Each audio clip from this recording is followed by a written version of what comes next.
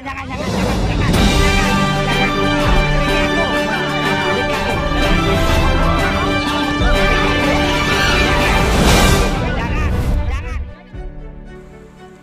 video aliansi mahasiswa Muratara Bersatu Bersama Rakyat dijagal oleh sejumlah preman saat hendak menggelar aksi damai di Dinas Pendidikan Kabupaten Musirawas Utara.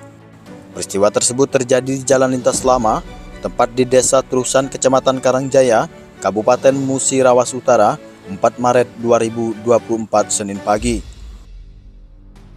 Terpantau di dalam video yang beredar tersebut, puluhan preman itu melakukan intimidasi, mengancam bahkan memukul, dan terjadi aksi dorong-mendorong dengan mahasiswa, sehingga gelar aksi damai tidak dapat dilakukan sesuai dengan jadwal yang telah disepakati. Diketahui dari Ketua Aliansi atau Koordinator Aliansi Mahasiswa Muratara Bersatu Bersama Rakyat, Berta Widaya Esos, mengatakan penjagalan itu terjadi saat mereka hendak melakukan aksi damai di halaman kantor Disdik Kabupaten Musirawas Utara. Aksi damai tersebut guna menyampaikan aspirasi dan protes karena ada dugaan kecurangan saat melakukan perekrutan pegawai pemerintah dengan perjanjian kerja atau P3K di Muratara. Dikatakan Berta, sebelum melakukan aksi damai, ia sudah melayangkan surat ke Polres Musirawas Utara dari beberapa hari sebelumnya. Menurutnya, itu sudah sesuai dengan peraturan perundang-undangan yang berlaku.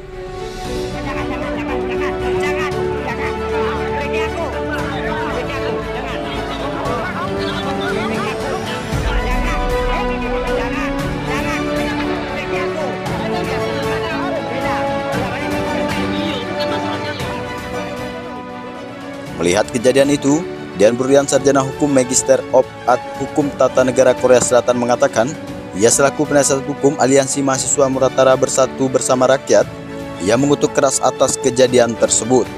Menurut Dian Burian, perbuatan yang dilakukan oleh sekelompok preman itu adalah perbuatan yang melawan hukum. Berdasarkan peraturan perundang-undangan, Dian Burian mengatakan, hal itu jelas melanggar konstitusi pasal 28E ayat 3. Ia menyatakan bahwa setiap orang berhak berserikat dan berkumpul untuk menyampaikan pendapat di muka umum. Menurut Dian, hal ini jelas adalah tindakan pemerkosaan demokrasi, ujarnya. Dia juga mengatakan, terlepas dari hal pelanggaran konstitusi, juga ada pidana yang melekat pada pelaku penjagalan terhadap mahasiswa tersebut. Para pelaku jelas melanggar pasal 18 ayat 1 Undang-Undang Nomor 9 Tahun 1998 tentang kebebasan berpendapat. Barang siapa dengan kekerasan atau ancaman menghalang-halangi warga negara untuk menyampaikan pendapat di muka umum, maka dipidana penjara 1 tahun. Sedangkan di JOB pasal 335 ayat 1 KUHP dengan ancaman dengan pidana 1 tahun penjara. JOB pasal 351 ayat 1 dengan ancaman penjara 2 tahun 8 bulan penjara. Namun di JOB pasal 55 dan 56 KUHP bagi penyuruh dan yang membantu perbuatan tersebut, ujar Dian kepada wartawan. Tidak hanya itu, dari peristiwa tersebut ia akan melaporkan kejadian itu ke Mabes Polri agar para pelaku ditindak sesuai dengan hukum yang berlaku.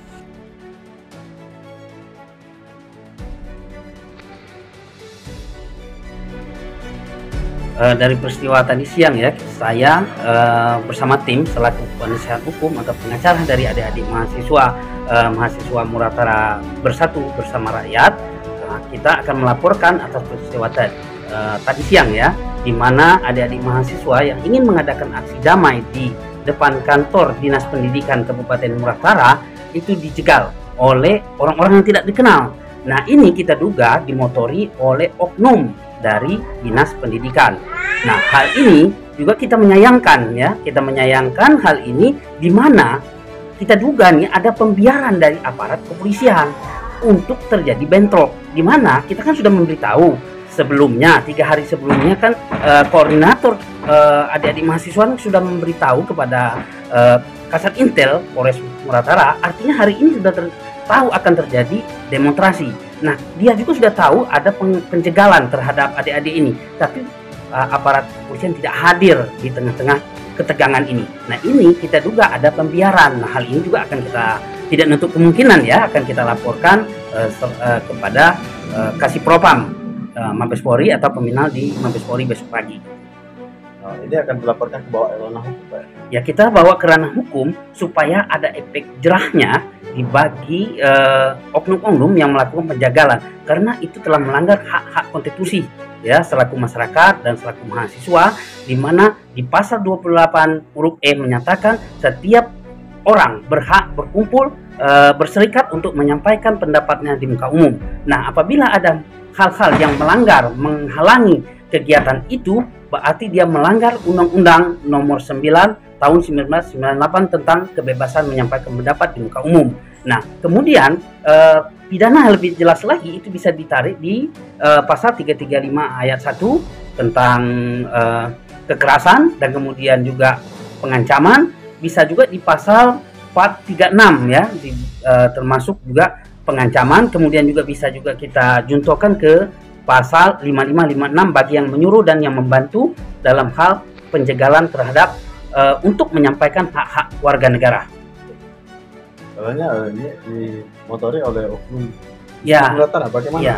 Ini dugaan kita ini kan preman-preman ini ya dimotori atau dibiayai oleh oknum-oknum dari Dinas Pendidikan. Nah, ini kita tidak tahu ya oknum. Mudah-mudahan harapan kita apa yang kita duga ini kan salah ya.